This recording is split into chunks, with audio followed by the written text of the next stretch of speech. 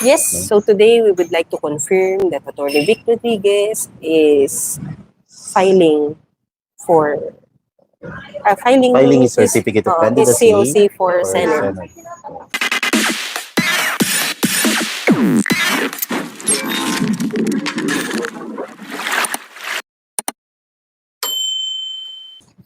Ayun, so marami na po ba kayo napapanood na ating mga kaibigan na nandyan sa Manila Hotel ngayon na nagko-cover ng kanilang mga take for the yung mga nagpa-file ng COC.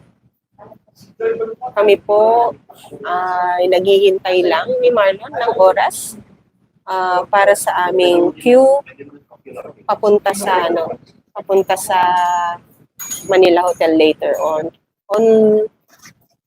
Wala naman Marlon, na marami ako nasabi. So, sabi ko lang today, magkasama nga tayo and we're only killing time at the moment until we wait for our queue na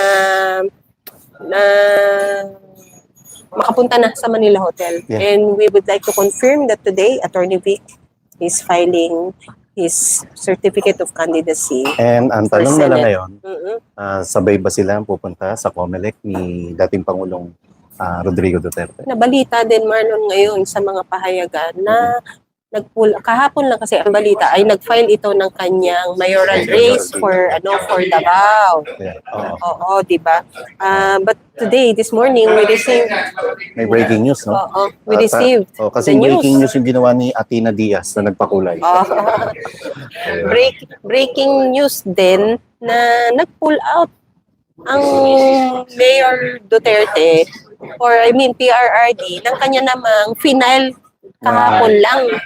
Pero confirm na ba yun? That's another thing, but it was via supposedly a credible source na, was it Manila Bulletin or Inquirer? Alam ko si Lakay Manila Leo Standard. May bukas pa. Thank you sa pakulay. Manila Standard released it So yun yung mga katanungan na antay natin yung sagot mamaya.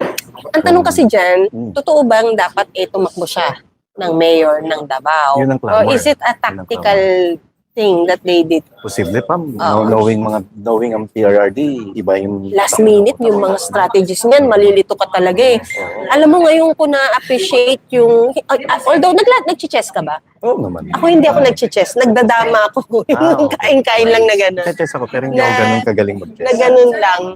Na pero ngayon ko na-appreciate na ang larong chess is a mind game. Oo naman. Totoo pa. Totoo. Diba? And hindi mo alam, huwag mo kalimutan yung nangyari kay PRRD. Ang nag-file pa sa kanya bago siya tumakbo ng pagkapangulo ay si Martin Dino, dating Quezon City Barangay Captain, na father-in-law ni Aiza Sigera. Yung nag-file. Tapos, through substitution, ang tumakbo na talaga si PRRD na naging game changer noong 2016 presidential election. Nakakatuwa. Good luck kay Congressman Dante Marcoleta. Kaninang umaga siya. Grabe, Maaga siya. overwhelming yung mga supporters. And sa pagpapile naman mamaya ni Atty. Vic Pam, alam mo ba, hindi lang mga kasama natin vloggers yung nagte-text at tumatawag sa atin. Pati may mga kasama tayong media na nagko-cover dun sa COMELEC. Ang nag-text at na... Excited na rin. At tinatanong, kinukumpirma. Excited maka-scoop. Sinong binigyan mo ng scoop? Wala ng scoop eh. Lahat na yun eh. Everybody, And sinabi ko, darating na. And tinatanong nila anong oras. Sabi ko, basta. Darating. Bakit daw tayo naka-black? Hindi ko alam kung Hindi ko alam. I I always wear black para medyo payat-payat ang lola mo. Tapos yung kanina, di ba, ikaw naglalaro ka ng chess. Sabi ni Chen, siya snake and ladder. Hindi, Marlon, another question here is, lumipad ang PRRD from Davao to Manila for this Nandito specific day. Pero We have no idea, but for security reasons, hindi natin, we cannot disclose the information, no? Kung nandito na, lumapag na, or anything like that. Ang tanong actually dito is, una nang nag-file ang mga PDP candidates na ang nag-antabay ay ang PDP President na si Sen. Robin Padilla. Ngayon, specifically ngayong araw na to, sino kaya ang kanyang mga susuportahan papasok ng COMELEC for filing?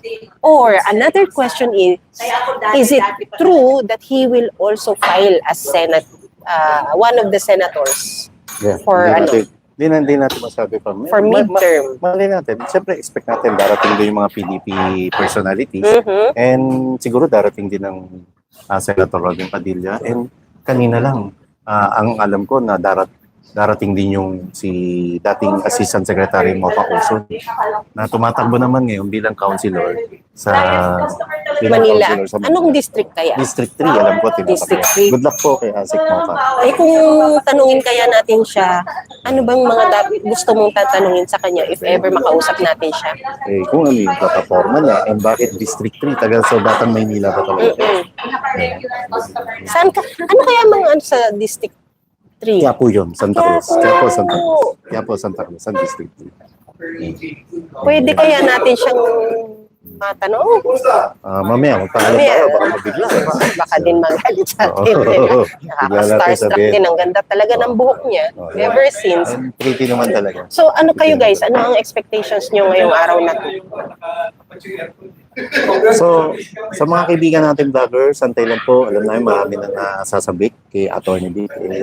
Antay-antay lang po. And sana. Makumpleto na yung slot na inaasam ni PRRD. Oo nga. Marlon, isang mabilis lang din na talakayan, no? Itong excitement na meron tayo sa ating mga sa araw na to, Marlon. Meron naman konting kaguluhan ang nangyayari sa Sultan Kudarat wherein ang grupo ng BARM Yung bar, no? na pinangungunahan ng mga nilateng manguda dating TESDA Secretary, Yes, Marlon, ay nagpahayag ng kanilang pagkadismaya sa pamumuno ng isang Special Assistant to the President, Anton Lagdameo. Oo. At nanawagan sila kahapon na ang grupo nito, pinangunahan nila ang panawagan na mag-resign o mag-step down ng isang Anton Lagdameo na kini-question nila na ano ba talaga ang role mo dyan sa Malacanang at assistant to the president ka. Pero ang mga lagi kasing nasasabi is siya ang nanguna, Anton Lagdameo, ang nanguna sa mga pambubuli ng mga mayor. Saka bakit kailangan niyang pakialaman? Yes, yun yung mga tanong eh. Anyway, yung ginagawa nila ngayon, particular ni Sap Anton, lalo lang itong nagre-result, lalo lang itong nagbubunga ng galit. Yeah. Pinagmumula ng galit ng mga kababayan natin sa Mindanao.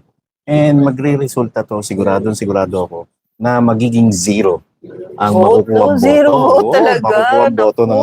Makukuha boto ng alyansa ng alkansya ng sa ng kabila, Bagong Pilipinas. Marlon, sa kabila ng pagpapaulan nila ng maraming pera tuwing magkakaroon sila ng Bagong Pilipinas Caravan. Kasi ginagawa nila mukhang pera ang taong bayan. And we'll see. Siguro naman matatalino ng mga kababayan natin. Pero ang araw na ito, lagi nating papakaabangan natin ay ang oras after lunch.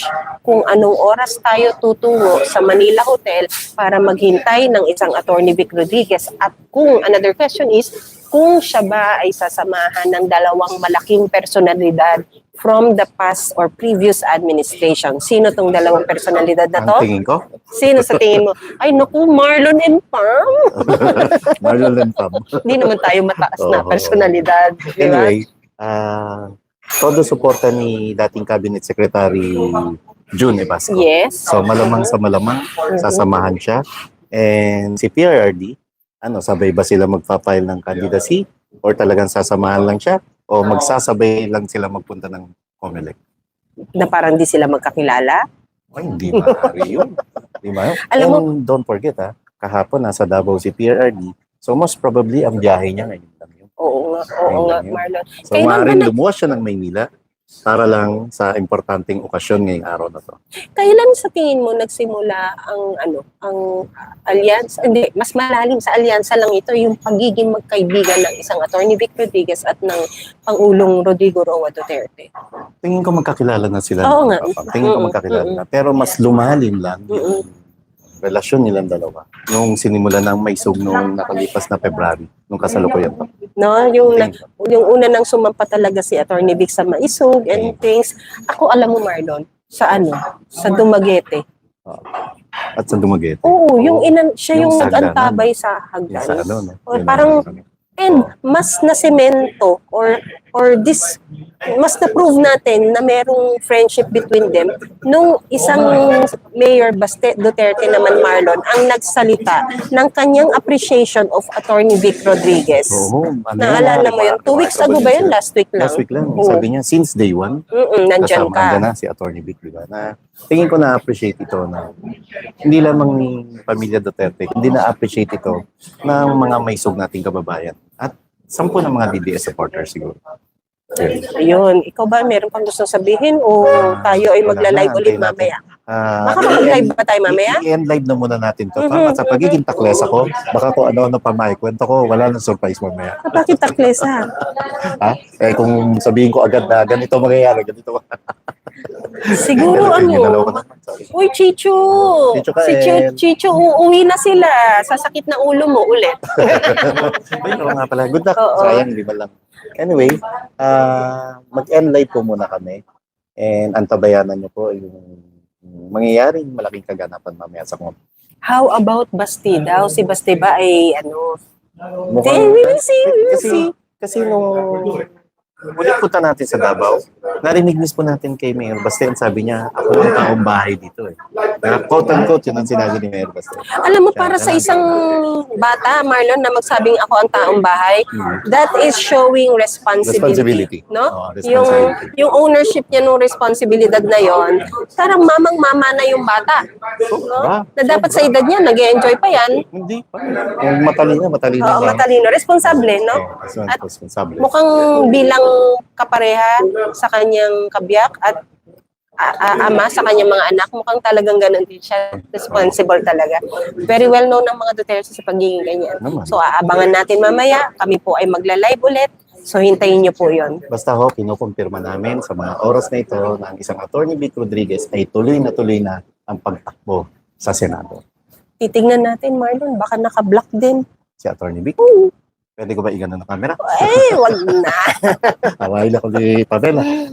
Sige po, mag-ingat po ang lahat. See you mamaya.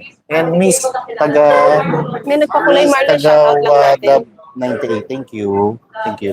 Thank you, guys. Thank you. Ingat. Chicho, thank you. Message mo sila. Bye-bye. Thank you. Ingat.